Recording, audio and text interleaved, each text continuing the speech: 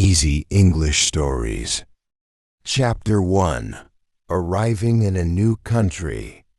Miguel took a deep breath as he stepped off the plane.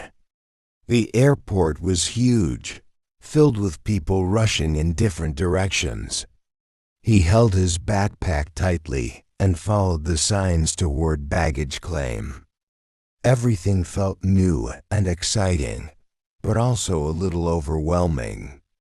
He had dreamed of this moment for months, his first time in the United States, his first real adventure alone. As he waited for his suitcase, he rehearsed what he would say to his host family in his head. "Hello, my name is Miguel. I am from Brazil. I am 16 years old." The words sounded right, but would he be able to say them confidently when the time came? Miguel spotted a woman holding a sign with his name. She smiled warmly as he approached. "Hello, Miguel, welcome," she said cheerfully. Hello," Miguel replied, feeling his voice tremble. "This is my husband, Tom, and our son, Ethan," the woman continued.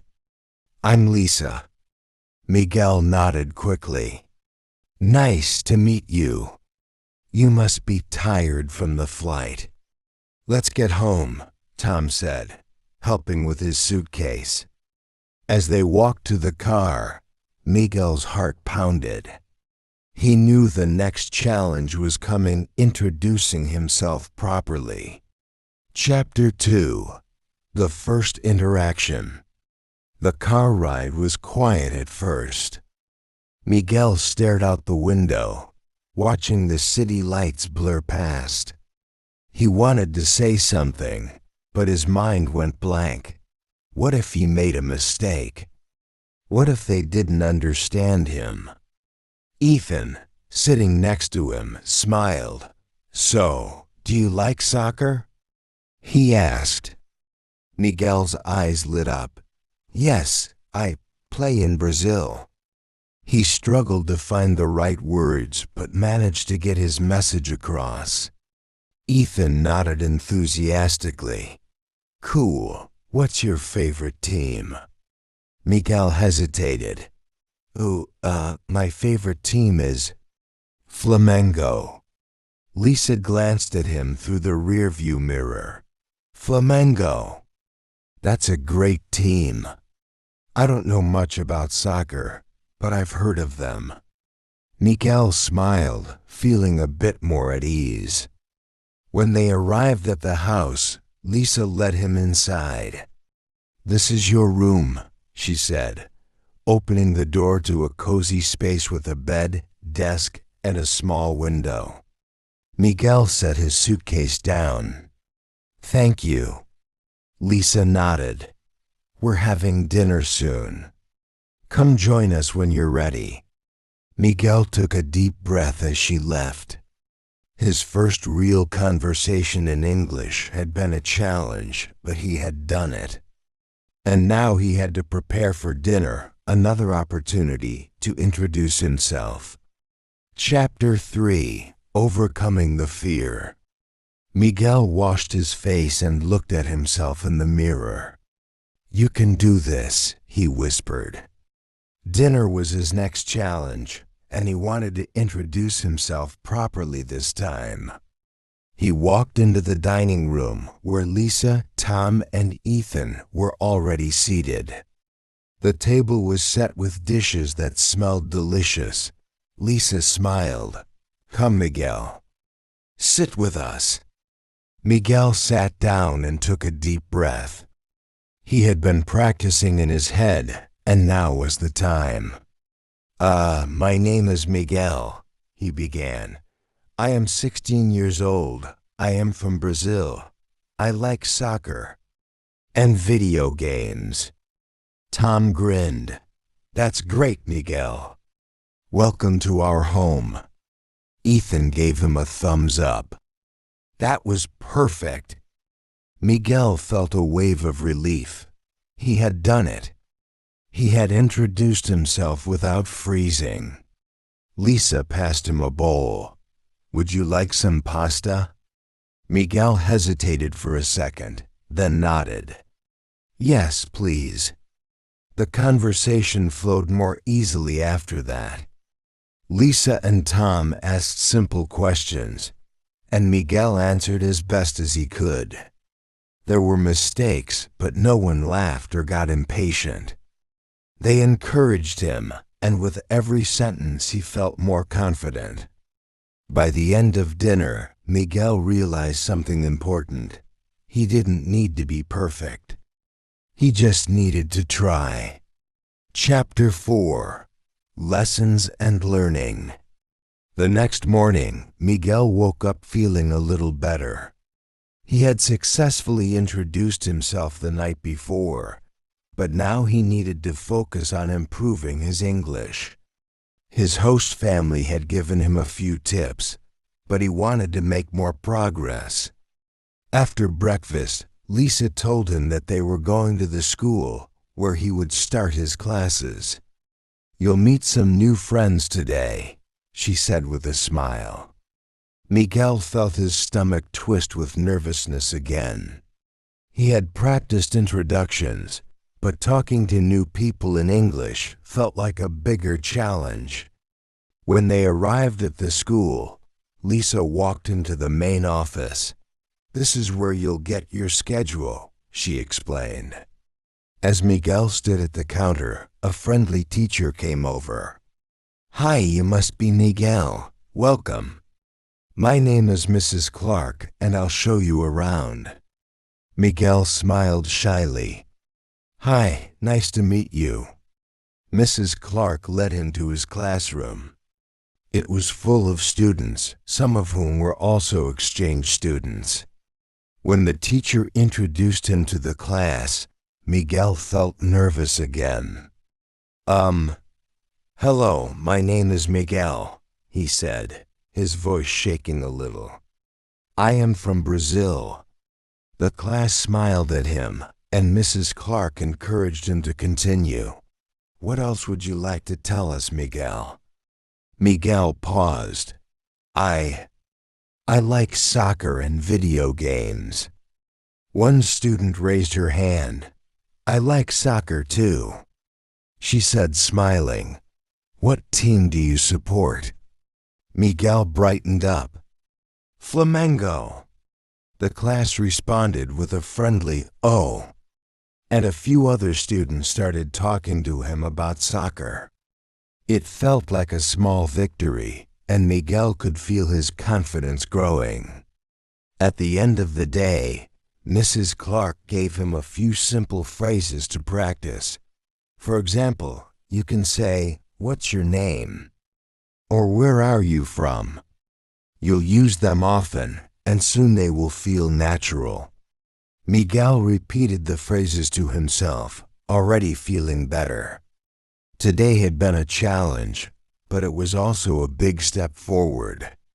Chapter 5: Building Confidence.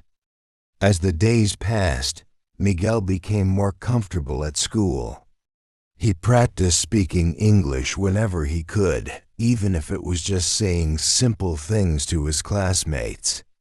It wasn't always easy, but every small conversation felt like a victory. One afternoon, during a break between classes, Miguel was sitting outside when a girl named Sarah approached him. "Hi, I heard you like soccer. Do you play?" Miguel smiled. "Yes, I play. I'm from Brazil, and soccer is very popular there." "That's awesome. I play too. What position do you play?" Sarah asked, sitting next to him. "I play forward," Miguel answered.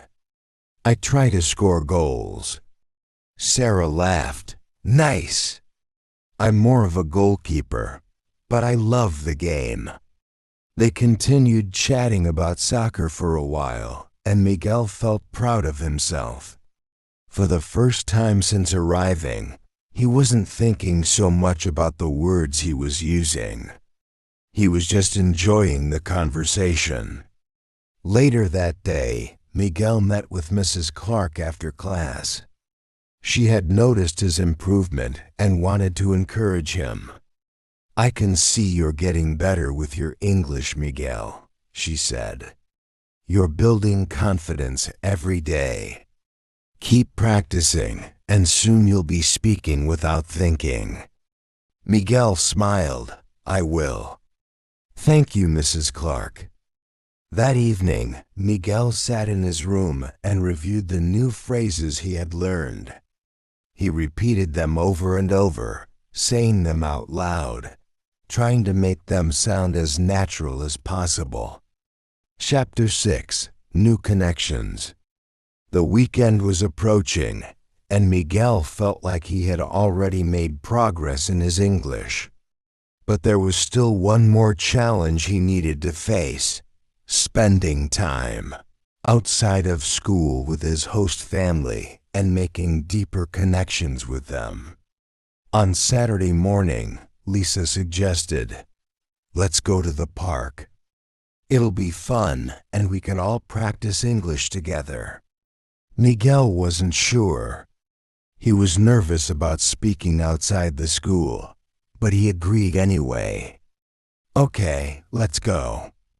At the park, Lisa and Tom set up a small picnic while Ethan kicked a soccer ball around. Miguel hesitated for a moment before deciding to join Ethan. "Can I play too?" he asked, his voice a little uncertain. Ethan grinned. "Of course. Let's play." They kicked the ball back and forth, laughing and enjoying the sunny day. Lisa and Tom watched from the picnic blanket, exchanging friendly words in English with Miguel. "How was your week at school, Miguel?" Tom asked. Miguel stopped for a moment to catch his breath. "It was good. I met new friends." "That's great to hear," Lisa said, smiling. "Making new friends is a big step." Miguel smiled too.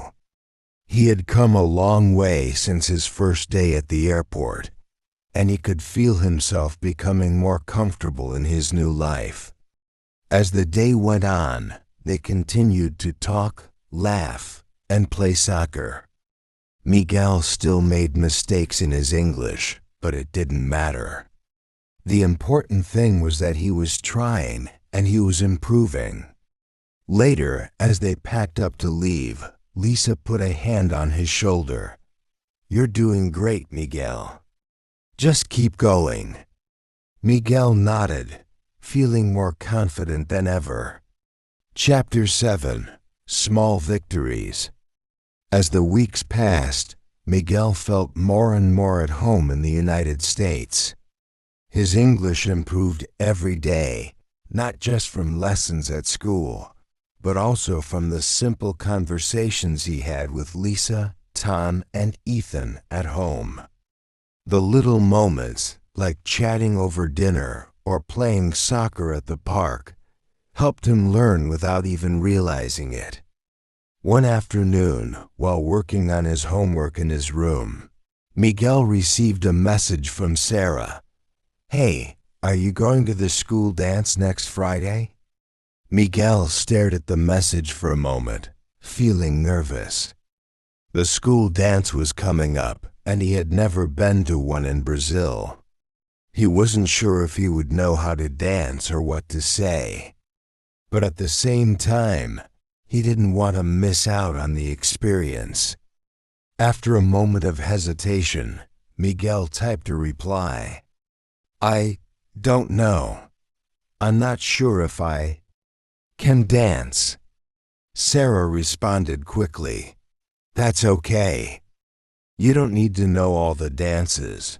Just come and have fun. We'll all be there." Miguel smiled, feeling a bit more at ease. "Okay, I'll go. Thanks for inviting me." That Friday, Lisa helped him pick out something to wear. "You'll look great, Miguel. Just be yourself, and you'll have a blast." At the dance, Miguel was nervous. but he found that the more he relaxed, the more fun he had.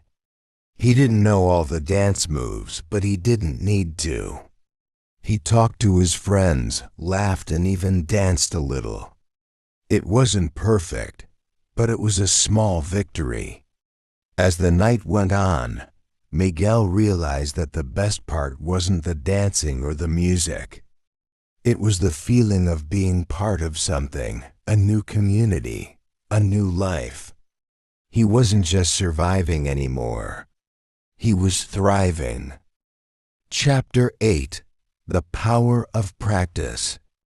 The school year was nearing its end, and Miguel had come a long way since his first day.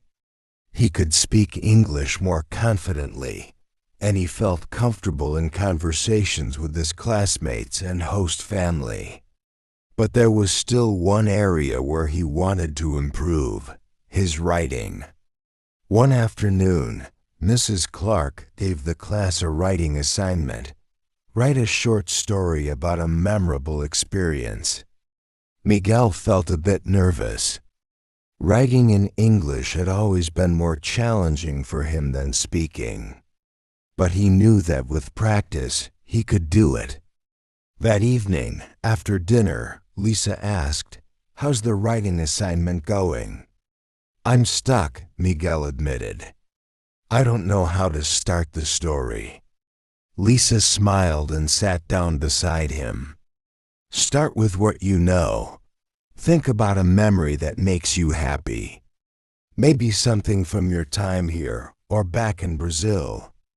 Miguel thought for a moment. "I remember when I played soccer with my friends in Brazil.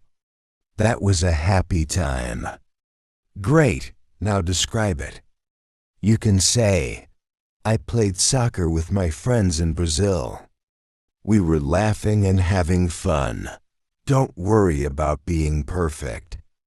Just write what comes to your mind. Miguel took a deep breath and started writing. The words didn't come easily at first, but as he kept going, the sentences became smoother. He wrote about his childhood memories, his love for soccer, and how it felt to be in a new country, learning a new language. When he finished, he showed Lisa. "I'm not sure if it's good," he said. Lisa read through it and smiled. "This is wonderful, Miguel. You've improved so much, and you're writing with your heart. That's the most important thing." The next day, Miguel handed in his story. Mrs. Clark praised his effort, saying, "You've made great progress, Miguel. Keep practicing, and your writing will only get better." Miguel felt proud. He had conquered yet another challenge, and he knew that with continued practice, he would only get better. Chapter 9: The Test of Time.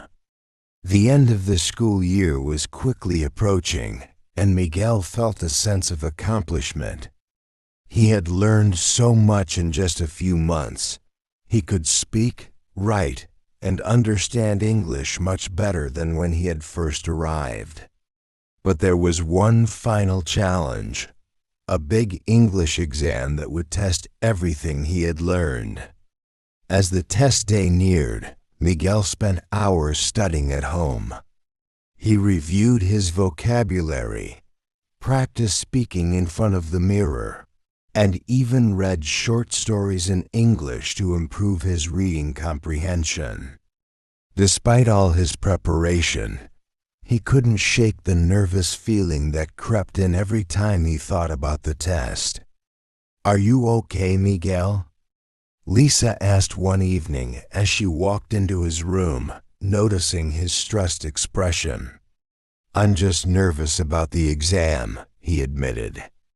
"What if I forget everything? What if I make mistakes?"